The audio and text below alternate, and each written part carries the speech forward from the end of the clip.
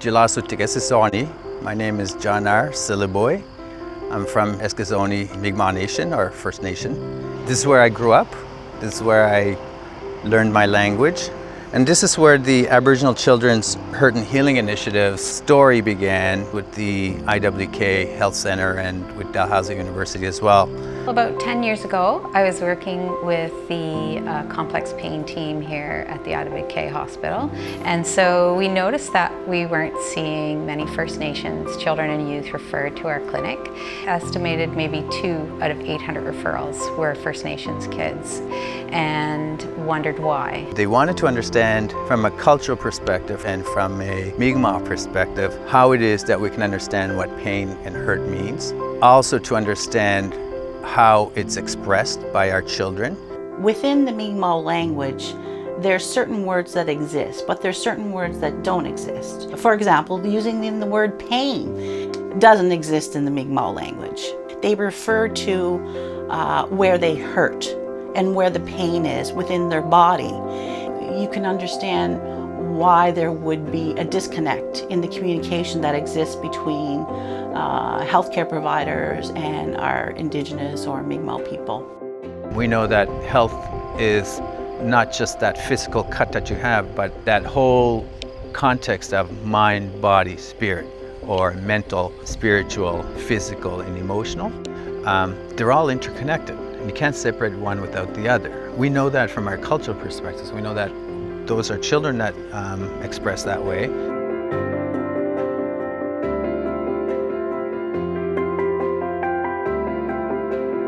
When we decided to use the artwork as a possible venue or medium for them to share what they were feeling, we thought that that might be an opportunity for them to share their perspectives in a different way. So we had a circle conversation with each of the groups with Alan Siliboy, and interestingly enough, in the conversation sessions, they only talked about physical pain. I had dental pain, or I had a stomach ache. And then Alan had told them or asked them, could we go and sit down and start drawing what this pain looks like to you?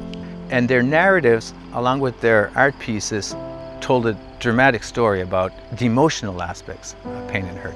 So after we just had a conversation with the kids that talked about physical pain, there was an overabundance of expressions of emotional pain and mental pain. To them, pain is pain.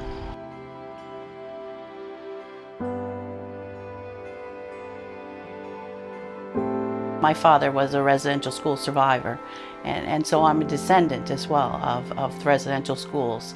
All of that trauma and hurt and pain really has done significant harm to our communities. They have been socialized to kind of mute their pain or suppress their pain as a way of coping with it. The art revealed that these youth are feeling a lot of emotional pain as represented in their artwork, which was in direct contrast to the healthcare utilization data, which showed they were significantly less likely to receive a mental health diagnosis when we compared them to a non-Aboriginal group. So I think it was a validation for us on many levels that art is an excellent medium to help youth sort of express themselves, but also as a research method to help us collect that information.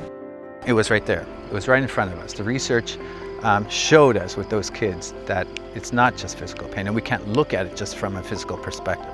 It's emotional, mental, and spiritual as well. What we'd like to do is help health professionals understand that this is the way that they may be when they present in an emergency department or a physician's or a nurse practitioner's office.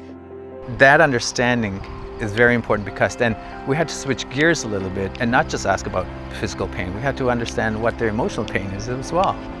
I think it really taught us how important that cultural safety is, to create that safe space for youth to be able to share their perspectives in a way that is meaningful and reflects a community-centered approach.